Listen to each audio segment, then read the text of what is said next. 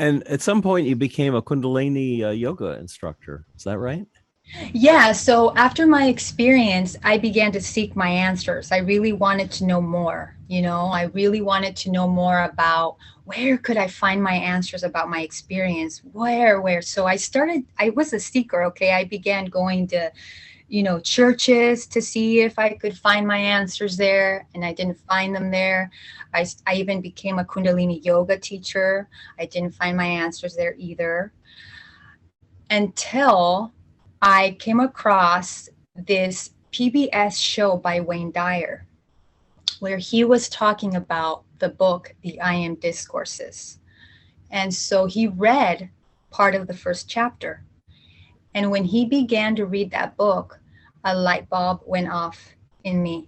Something inside of me said, you need to read this book. You need to get your hands on this book. So I purchased the book and I read the first book. And I was astounded by how aligned it was with what I had experienced, that presence of God. And I didn't know there were more books. I thought it was just that one. Uh-huh. And so I read it and I said, okay, this is a wonderful reading, but I need more. I need more. So I looked up on the internet about IANs. I looked up near-death experiences. How can I get connected? Who could I talk to? And so I started joining the groups, the meeting groups.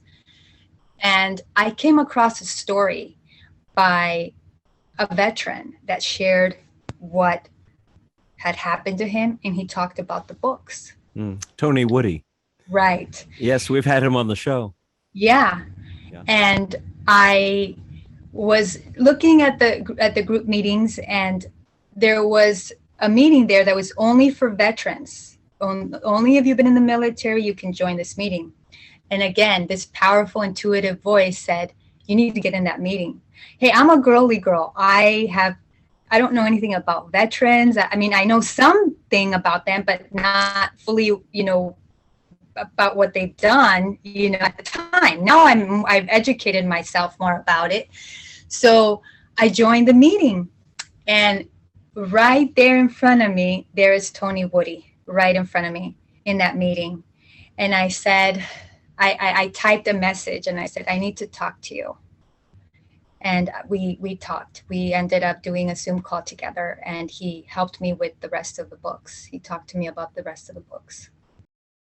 I think at some point you said that not talking about your near-death experience was like having a rock in your shoe, that it just bothered you that you waited so long to start telling people about it.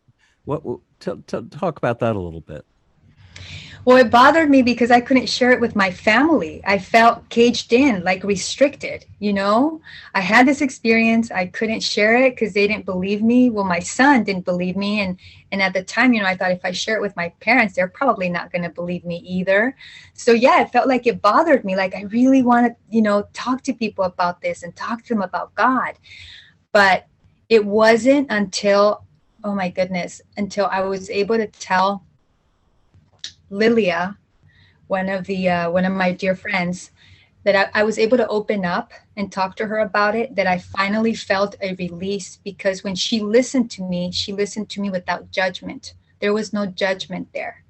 There was pure light. And, I was able to open up perfectly to her. And I was finally really, like, I felt like I could breathe, like, oh, finally I could tell somebody. And it was like that rock in the shoe was not there anymore because I removed it. I was able to open up and surrender and not be judged for, my experience.